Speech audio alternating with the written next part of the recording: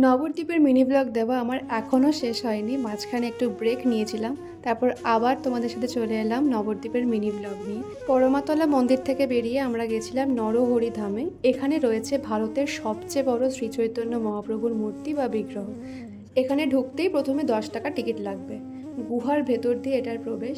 অনেকটা জায়গা জুড়ে এই মন্দিরটা রাধাকৃষ্ণের যে লীলা তা এখানে খুব ভালোভাবে ফুটিয়ে তোলা হয়েছে, এবং তার সঙ্গে শ্রী চৈতন্যের মহাপ্রভুর যে বিভিন্ন গাথা, যে লীলাক্ষেত্র, সেগুলো খুব নিপুণভাবে গড়ে তোলা হয়েছে।